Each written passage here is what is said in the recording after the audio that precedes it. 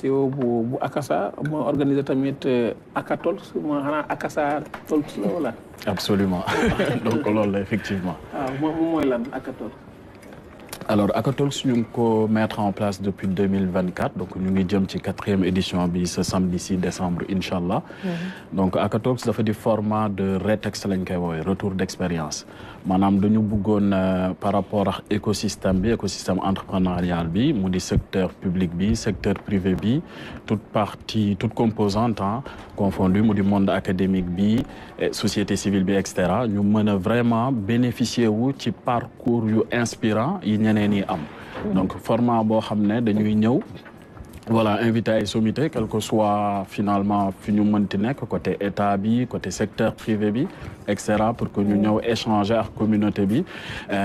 sur ay formats yu ñuy woowee talks donc c'est des formes de conférence dañuy jël benn sujet benn thématique mën cee def des retours d'expérience donc au-delà de ça également dañuy organiser 2 panels souvent ci Akatalks yi donc panel yooyu dañuy jël des sujets d'actualité bi on va parler beaucoup de twin transition donc maanaam wàllu numérique ak wàllu vert donc tout ce qui est économie verte voilà ci premier panel bi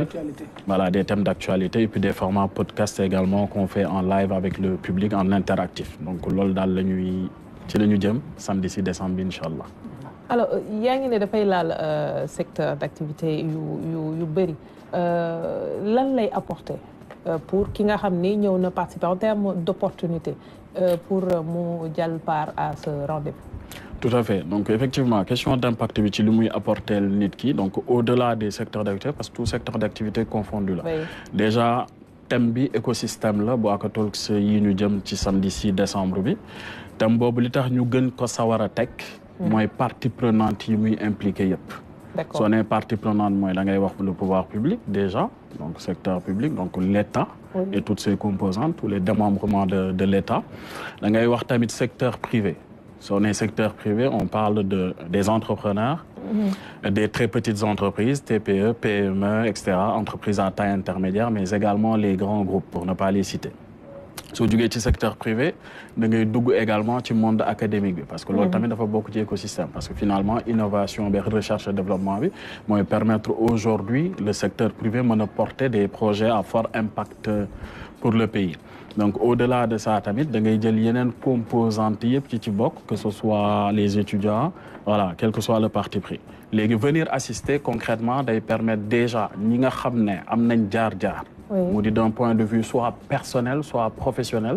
pendant 12 minutes ñu intervenir en talk wax lan mooy écosystème lan la écosystème mën a indi mën a vraiment partager valeur ajoutée wu li ñuy kii ñu ngi ko doon waxtaanee sànq ci wàllu ndaw yi li ñuy jaar ci aspect ludique bi par le compte ñu ngi koy waxtaanee tamit tout à l'heure ci wàllu associatif bi di profiter féliciter mon frère sur l'aspect culturel également donc référence yooyu yëpp il est important qu'aussi ñu koy transmettre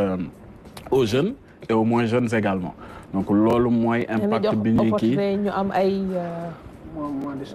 échange mais surtout créer réseautage pour ñi nga xamante ne voilà mais damay taxaw si leen entreprise yu ndaw yi ak yu digg doom yi wax tudd nga leen mais yu ndaw yi nga xamante ne ñoom ñooy tàmbali problème mu financement wala avance de démarrage yooyu mooy seeni réalité au début wala première année bi nga xamante ne dañuy liggéey en tout cas ci études yi nga xam ne gis nañu ANSD def na ko bu ñu noppee ci loolu ADPME pardon bu ñu noppee ci loolu da ngay gis ne lu ci ëpp dañuy tëj est-ce que ce volet là jël ngeen ko en compte parce que ku ñu wax tamit entrepreneuriat il a besoin que ñu accompagner ko sur le plan technique pour que mu mën a teg loo xam ne amee base yu solide pour mu doogay lancer wu ci li nga xam ne mooy son projet. waaw mu di question bu am solo parce que en réalité ñu ngi koy woowee la vallée de la mort en fait qui est une échelle de 3 ans là ci nga xam ne entreprise yu bari en tout cas start-up yi ci la ñuy mën a natt seen modèle économique ci la ñuy mën a xam ndax ñoom rentable nañ ndax li ñuy def mën na demee kanam mën na dem de 3 à 5 ans léegi wàll bi ci am solo bi nga xam ne état bi commencé na ci teg ay jéego te yaakaar naa ne su ma juumul mon frère Boubacar Roger Thiam jaar na fi di ko waxtaanee ci wàllu écosystème ñuy gunge aujourd'hui l'État à travers la loi Startup Act qui date déjà depuis 2020 qui a été ratifiée en 2021 2025 bii la ñu def il y a quelques semaines quelques jours en arrière de mémoire voilà l'opérationnalisation mooy maanaam nan la ñuy fexee labelliser les startups mooy ni ñuy wax nii les très petites entreprises ak un certain nombre d'avantages yoo xam ne da leen di jàppale aujourd'hui pour que justement ñu mën a voilà, accroître, mais également devenir des champions nationaux, en fait. Donc, tu vois, le Bob a plusieurs avantages. Il y a les avantages fiscaux, l'accès au marché public, douanières également, des exonérations plus exactement douanières, mobile et Wolof, etc. Donc, c'est 5 sur 10. Donc, Diego yooyu daal la ñuy fexe maa ngi góorgóorlu la ñuy fexe cerveau bi mu ngi adapté wu donc Diego yooyu la ñuy fexe nuñ koy tegee en tout cas état bi nu mu ko tegee pour mën a suqali entreprise yu ndaw yooyu noonu pour que ñu mën a bañ a di au bout de 2 ans wala 3 ans bañ fay nekk ci daal. oui voilà. 4e édition. lañ jëm boo doon def bilan ci 3 yi jàll bilan bu positif la ak yan mébét ngeen bëgg a teg pour fi ngeen bëgg a yegg. Absolument, c'est-à-dire que mébét yu positif la déjà li koy dëgmal mooy 4e édition bi ñu jëm donc ay édition yu réussi la d'une part. mais bëgguñu woon rek déjà yam ci format A14 boo xam ne nit ñi dañuy ñëw pendant 5 heures de temps voilà ñu am des retours d'expérience et cetera après ñu dem. day am suivi. voilà day am suivi donc déjà ñun dañu génne benn format magazine boo xam ne après chaque A14 day ñëw consolider li nga xam ne waxtaanee nañ ko foofu noonu yëpp. te magazine boobu sous forme de rapport pour ne pas dire livre blanc dañ koy yéegal tamit ci ministères yi yéegal ko au plus haut sommet de l'État en fait voilà ngir ñu mën a gis lan la ñu waxtaanee yan jéego lañ ci jël yan feuille de route ak yan rapport ak statistique ñoo ci génn voilà donc loolu la ñu def ci 3 premières éditions yëpp donc mu bañ a doon one shot donc loolu day permettre aussi ñu mën ci vraiment gën ko yaatal mu bañ a yem ci écosystème bi kese mu mën a dem quelque part ci Afrique bi yëpp parce que li ñu def aussi ci magazine boobu mooy au-delà de lecture bi nga xam ne en français la dañ bëggoon vraiment bañ a créer li ñuy woowee fracture numérique donc aujourd'hui magazine am na système boo xam ne soo ko scanné mën nga am accès ci ay podcast yoo xam ne en wolof la pour mën a déglu yow li nga xam ne moom la ñu bind am na en anglais aussi et puis naturellement en français donc loolu aussi day permettre ñu tijji ko gën ko yaatal ngir mu gën a mën a jariñ nit ñi nga xam ne ñoom lañ ñoo ñuy suivre en fait. day am invité yu jógee Afrique yeneen pays. tout à fait donc ci édition yi jiitu yëpp à chaque fois dañuy am invité yoo xam ne dañuy jóge ci yeneen pays ñëw participer ci am na ñu jóge Maroc la dernière fois donc Abdou Souley Diop de Mazar am na ñu jóge Dubaï également voilà donc dañuy fexe également d'intégrer pas africain kese mais un peu dans le monde di inviter ñenn ñi ngir ñu mën a partager seen expérience en fait. ak yooyu mën nañu wax ni dañ pour teg entreprise yu ndaw yi aram di wax sànq yu digg dóomu yi da leen bëgg a teg ci axe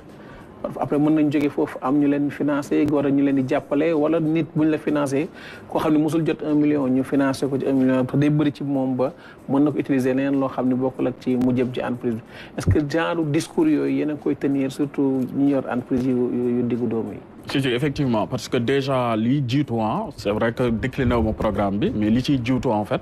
ay pitch la mooy maanaam dañuy sélectionner ay start-up yoo xam ne dañu ñëw présenter seen projet te comme ci biir salle bi aussi day am ay investisseurs am représentant wu li ñuy wax ni yëpp mu di ADPME mu di DER et cetera faut savoir que ne dañuy inviter ñoom ñëpp y compris les partenaires de coopération ak tamit les ministères et cetera donc vraiment public cible bi fay nekk mooy ñi nga xam ne mën nañu jël ay jéego non seulement ci wàllu financement mais ci wàllu teg cadre incitatif mais tous les autres aspects yi nga xam ne mooy permettre les petites et moyennes entreprises ñu développer au-delà nag de format bi nga xam ne mooy retour d'expérience talks yi nga xam ne da leen di teg déjà ci axe en termes de business model voilà am na aspect réseautage vers link bi voilà ci yëfi njaayeen des fois yi ñuy def à la fin aussi qui permettent wala yëfu gaayeen njaayeen bi fi jógee avant lay clin d'œil voilà donc aussi permettre ci moment de réseautage boobu ñu mën a échanger aussi entre entreprises yi et puis même les grands groupes et cetera et puis les partenaires qui sont présents sur place. Cheikh mooy wax programme bi. ñëw ci ak nu mu nar a tëddee. Cheikh laa bëggoon mu ñëw pare ci lu mel nii dafa baax ci entreprise yu ndaw yi surtout ñu teg leen ci yoon ba permettre leen ñu gën a soxaliku. waaw li mu wax lu am solo la. parce que tey jii nii yaakaar naa ne Sénégal dañu war a dem ci valoriser l'entrepreneuriat. maanaam nit ku nekk jéem a fexe noo mën a créer sa yëfu bopp liggéey. parce que boo seetloo salaire ñun ñëpp xam nañ ko yorul nit waaw lan la cay compal bu weer bi dee lii sëñ Fallou daan wax naan gàtt wërsëg weesuwul nga xam ñaata ngay fayee ko par weer tey bu ma amee 200000 war a fay location 100 000 njàngu xale yeeg yooyu yaakaar naa ne 200 000 bu fekkee ne ci moom rek laa yem. donc amaana dana métti lool wala dinaa xëy génne di tàllal loxo te gor moomul tàllal loxo donc initiative bu mel nii lu am solo la. parce que tey jàpp naa ne ku ci nekk war nga mën a créer loo xamante ni nii mën na la indil plus-value ci sa dund.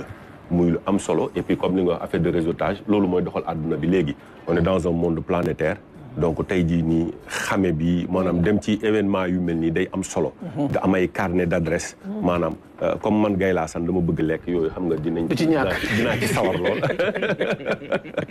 waaw dinaa ci sawar mais macha allah lu am solo la loo xamante ni dañ ko war a encourager. et puis aussi maanaam pouvoir public yi jàppale ñu ci.